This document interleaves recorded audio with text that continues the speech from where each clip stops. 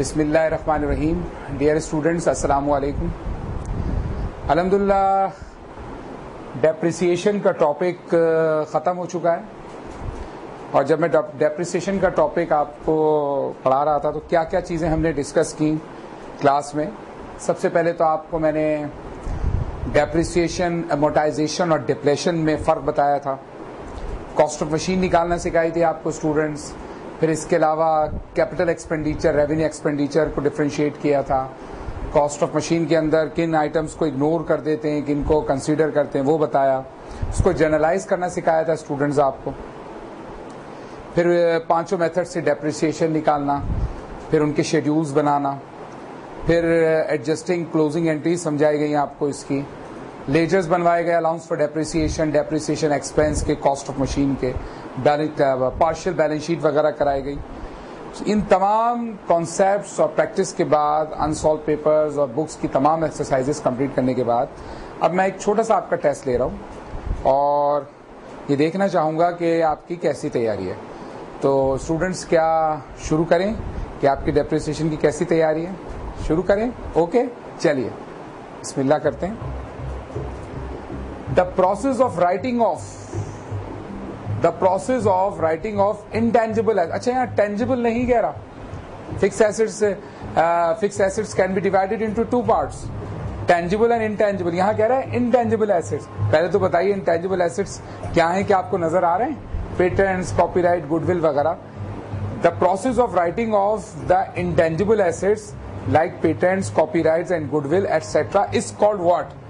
बताइए उसको क्या कहते हैं? क्या उसको डेप्रिसिएशन कहते हैं? जी हाँ, उसको डेप्रिसिएशन नहीं, अमोर्टाइजेशन कहते हैं। क्या कहते हैं उसको?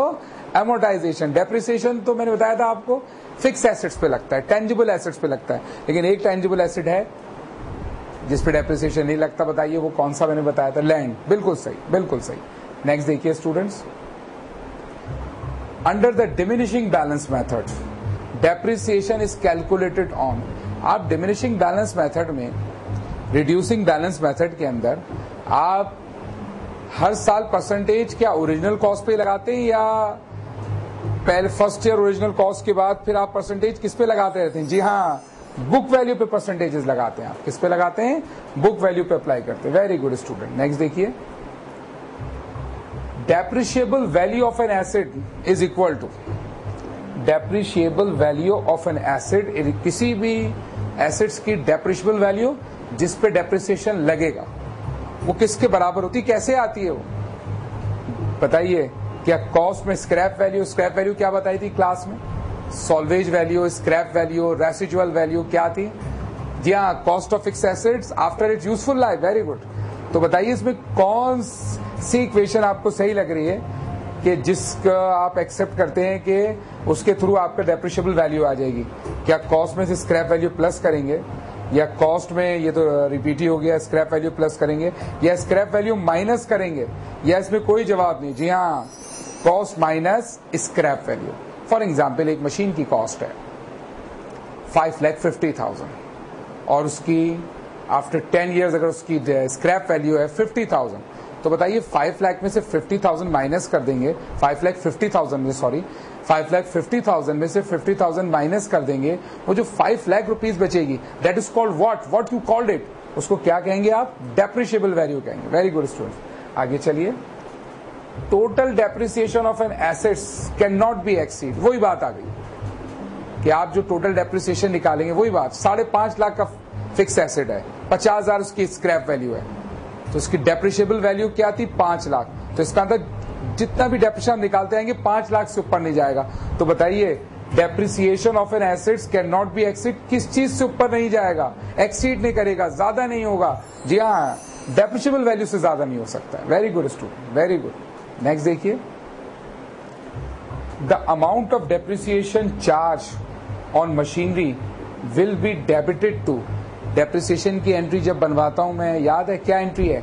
जी हाँ, depreciation expense debit, allowance for depreciation credit. इसका मतलब हम किसको डेबिट करते हैं? डेप्रिसिएशन अकाउंट को डेबिट करते हैं। Very good students. नेक्स्ट देखिए, asset which have physical existence and which can be seen, touch and felt are called. ऐसे एसेट जो फिजिकली मौजूद हों, उनको देखा जा सकता, उनको महसूस किया जा सकता, वो कौन से एसेट होते हैं? Tangible assets. कौन से होते हैं? Very good, tangible assets. शाबाश बेटा। नेक्स्ट देखिए, dash assets are short life. Short life की जहां बात आ जाए तो फौरन आपके जहन में एक नाम फौरन आया, and converted into cash quickly to meet the short term liabilities. वो कौन से एसेट्स हैं जो क्विकली कन्वर्ट हो जाते हैं? जी हाँ, करंट एसेट्स हैं। कौन से एसेट्स हैं? करंट। Very good. नेक्स्ट देखिए, depreciation does not depend on the fluctuation in. Depreciation dependent नहीं है किस चीज की फ्लक्चुएशन में? Market value of the asset, cost price of the assets, scrap value of the assets, none of these. Depreciation भाई cost change होने से तो चेंज हो सकता है, स्क्रैप वैल्यू से हाँ, अलबत्ता एक चीज, market value of an assets. एक बिल्डिंग आपने 10 लाख रुपीस की खरीदी है और उस पर आप डेप्रिसिएशन निकाल रहे हैं। अब वो 10 लाख की बिल्डिंग अगर मार्केट वैल्यू उसकी 12 लाख हो जाए, 14 लाख हो जाए, लेकिन जो आप डेप्रिसिएशन कैलकुलेट कर रहे हैं वो तो अफेक्ट नहीं करेगा ना, वो तो 10 लाख के हिसाब से ही होगा। Very good students. आगे देखिए, नेक्स्ट एमसीक्यू देखिए, allowance for depreciation is. Allowance for depreciation is क्या है? Allowance for depreciation is depreciation expense for the current period, book value of the assets, depreciation of the whole past life, or none of the above। यहां word सिर्फ depreciation नहीं कह रहा, allowance for depreciation। it means allowance for depreciation एक contra asset है। इस allowance for depreciation में current year का depreciation तो होगा ही होगा, और अगर इससे पहले से निकलता आ रहा है तो पिछली लाइफ का भी होगा। तो बताइए इसमें कौन सा आंसर आपको क्लोजेस्ट लग रहा है? जी हाँ, depreciation for the whole past life. जितनी लाइफ वो मशीन या फिक्स एसेट बिल्डिंग गुजार चुका है, उसका जितना डेप्रिसिएशन एक्यूमुलेट हो चुका है, इसका एक और नाम भी है स्टूडेंट्स, एक्यूमुलेटेड डेप्रिसिएशन। ठीक है स्टूडेंट, आगे चलिए। चलें एक भाई, कैलकुलेशन आ गई है। अब मशीन कॉस्टिंग रुपीज 20,000, एक मशीन 20,000 की है, is depreciated by rupees 4,000 annually. After 3 years 8,000 will be. Machine कितने की है? 20,000 की। एक साल का डेप्रिसिएशन कितना है? 4,000। एक साल का डेप्रिसिएशन एनुअली 4,000। 3 years के बाद एग्जामिनर पूछा जो 8,000 है वो क्या हो सकती है? पहले तो कैलकुलेट कीजिए। एक साल का डेप्रिसिएशन अगर 4,000 हो, 3 साल का कितना होगा? 12,000। 20,000 में से 12,000 माइनस कर दें तो ये जो 8,000 आया ये क्या हो सकता है इसका? जी हाँ, बिल्कुल सही, ये बुक वैल्यू होगी। क्योंकि बुक वैल्यू निकालने का मैंने क्लास में क्या बताया था आपको? बुक वैल्यू कैसे आती है?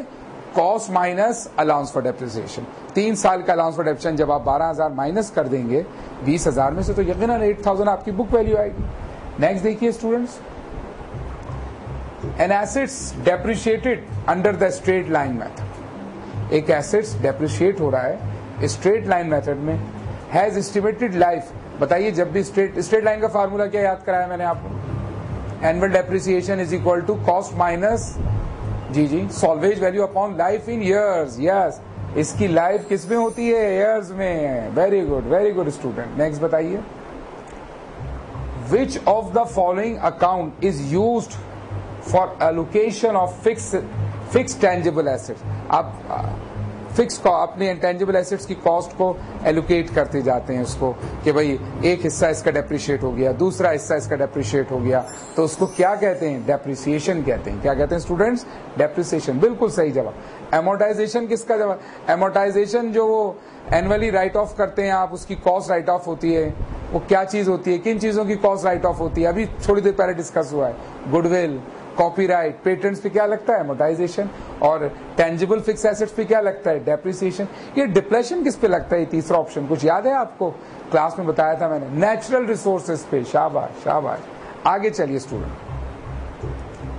विच type of the assets are bought by the business which is not intended for resale but to be used and it has long life. अभी याद है मैंने आपको जब मैं इसकी डेफिनेशन याद कर रहा था कि तो मैंने कहा था फिक्स एसेट लॉन्ग लाइफ होते हैं, नॉट फॉर रीसेल होते हैं। तो वो क्या चीज है? क्या विच टाइप ऑफ एसेट? क्या वो करंट एसेट्स होते हैं, क्विक एसेट्स होते हैं, या फिक्स एसेट? जी हाँ, वो क्या होते हैं? फिक्स एसेट्स होते हैं। Very good. नेक्स्ट देखिए student, the systematic allocation of depreciable cost of a fix asset to its useful life is term as, ये तो रिपीट हो गया ये तो भाई क्या कहते हैं उसको, डेप्रिसिएशन। मैंने कहा सिस्टमैटिकली आप कॉस्ट एलोकेट करते जाते हैं अमाउंट, वो क्या डेप्रिसिएशन बताया था। Very good students, very good, ये तो रिपीट हो गया भाई। आगे चलिए, the estimated selling price of a fix assets after its useful life, किसकी डेफिनेशन है भाई, जब बेसिक पढ़ाई थी डेफिनेशन लिखवाई थी, the cost after it useful life, estimated selling price of a fixed asset after its useful life is known as what? जी हाँ, salvage value, scrap value, residual value. Very good. Next देखिए, the reducing balance method especially suitable to asset with, वैसे reducing balance method ज्यादातर general practice है कि long life चीजों के लिए ज्यादा ये चीज इस्तेमाल करते हैं। आगे चलिए, fixed instalment method is the fixed instalment method, हर साल का डेप्शन फिक्स रहेगा। पहले साल का 12 मंथ्स का 10,000 आया तो अगले साल का 12 मंथ का भी 10,000 आएगा, उससे अगले साल का ईयर का भी 12 मंथ का 10,000। ये कौन इज अनदर नेम ऑफ कौन सा, इन चारों में वो कौन सा मेथड है जिसका डेप्रिसिएशन हर साल फिक्स रहता है? जी हाँ, वो कौन सा है? Straight line method. Very good students, आगे चलिए, which of the following method of calculating depreciation gives same depreciation over different years? इसके टाइप डबल हो गया है, give same depreciation over different years। बताइए वो कौन सा मेथड है जो सेम डेप्रिसिएशन देता है? अभी एक सेकंड पहले मैंने डिस्कस आपसे किया है, जी हाँ, रिपीट हो गया। उसको क्या कहते हैं? स्ट्रेट लाइन मेथड कहते हैं। क्या कहते हैं student? Straight line method. Very good, आगे आइए, the nature of allowance for depreciation, allowance for depreciation और अलाउंस फॉर बैड डेट्स क्या बताया था? कौन से एसेट्स होते हैं? एसेट अकाउंट होते हैं, कॉन्ट्रा एसेट होते हैं, एक्सपेंस। जी हाँ, कॉन्ट्रा एसेट होते हैं। कौन से एसेट होते हैं? Contra asset. वेरी गुड, आगे चलिए, the allowance for depreciation account always keeps dash debit balance, credit balance, zero balance, none of ABC. Allowance for bad debts जो है या अलाउंस फॉर डेप्रिसिएशन बेटा, कॉन्ट्रा एसेट्स, ये normally किस side पे पाए जाते हैं? Allowance for depreciation normally credit side पे पाए जाते हैं, इसका क्रेडिट बैलेंस होता है। वेरी गुड, नेक्स्ट देखिए student, accumulated depreciation is deducted from the cost of fixed asset is in allowance for depreciation या accumulated depreciation को फिक्स एसेट में से लेस करके दिखाते हैं। कौन सा फाइनेंशियल स्टेटमेंट था? याद करें, इनकम स्टेटमेंट था, बैलेंस शीट था, स्टेटमेंट ऑफ रिटेन अर्निंग, चारों फाइनेंशियल स्टेटमेंट एग्जामिनर ने शो कर दिए हैं। जी हाँ, बैलेंस शीट में। कहाँ शो करते हैं? बैलेंस शीट में। वेरी गुड स्टूडेंट्स, नेक्स्ट देखिए, which one of the following account balance is not carry forward to the next year? इन चार ऑप्शन में से कौन सा एक ऑप्शन है जो इसी साल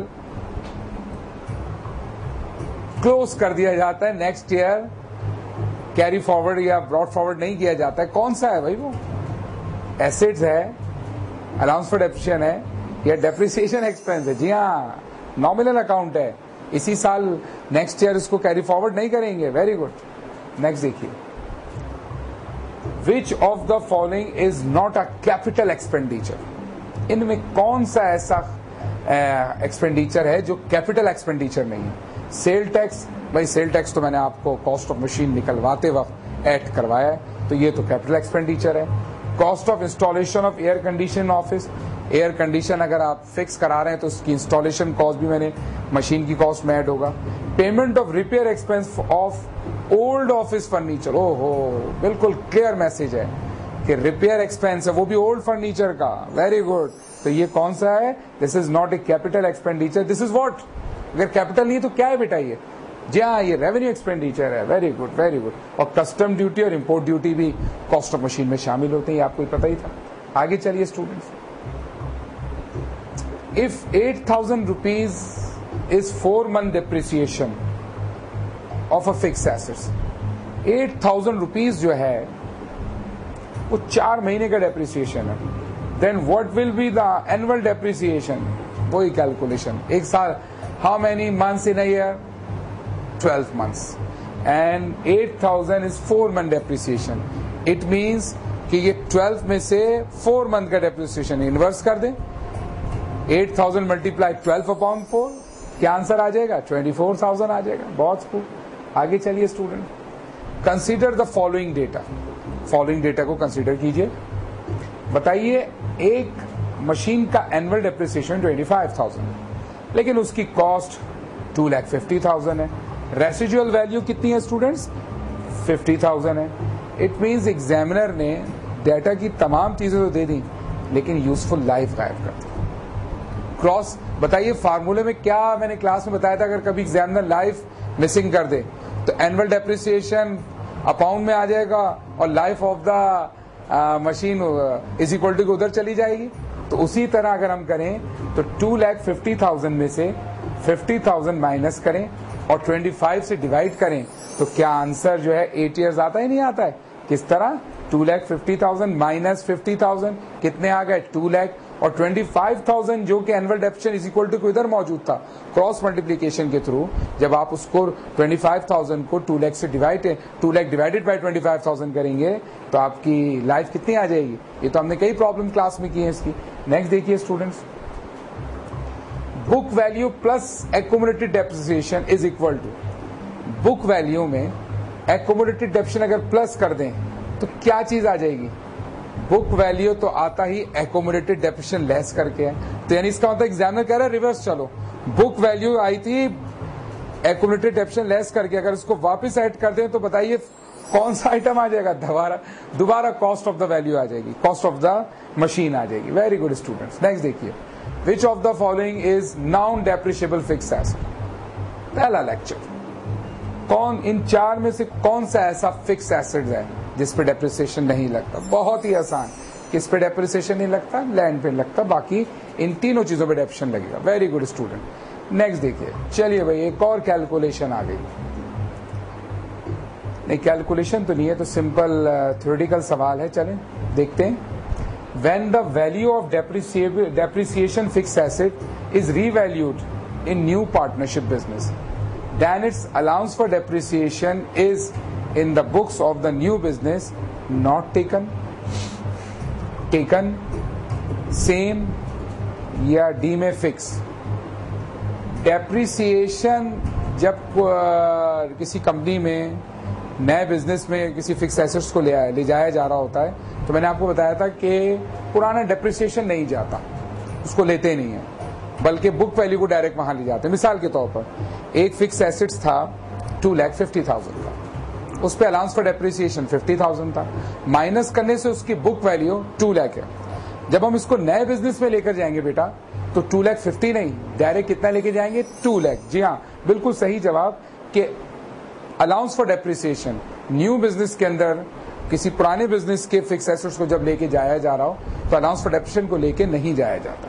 very good students. N asset is purchase of ₹11,000, एक कैलकुलेशन आ गई है। एक एसेट परचेज किया है 11,000 का, उसकी स्क्रैप वैल्यू 1,000 है, 11,000 में से 1,000 निकाला 10,000 and it's expected to last 10 years की लाइफ 10 ईयर्स दे दी। The amount of straight line depreciation, ओहो ना आसान कैलकुलेशन, 11,000 में से 1,000 माइनस किया, 10,000 को 10 ईयर से डिवाइड किया, और ये तो टिप्स पे होनी चाहिए आपकी कैलकुलेशन। तो कैसा रहा स्टूडेंट्स आज डेप्रिसिएशन का टेस्ट देने के बाद? देखिए डेप्रिसिएशन का टॉपिक इंतहा इम्पोर्टेंट है इस हवाले से भी स्टूडेंट्स कि आपकी जहाँ इंटरमीडिएट की सिलेबस हो चाहे ग्रेजुएशन का सिलेबस हो, ये टॉपिक हर जगह काम आएगा आपके। तो आई होप कि आपने सारे MCQ सही दिए होंगे इंशाल्लाह, और नेक्स्ट टेस्ट के साथ फिर मुलाकात होगी। अपने सर तौसीफ शाह को इजाज़त दीजिए। अस्सलाम वालेकुम।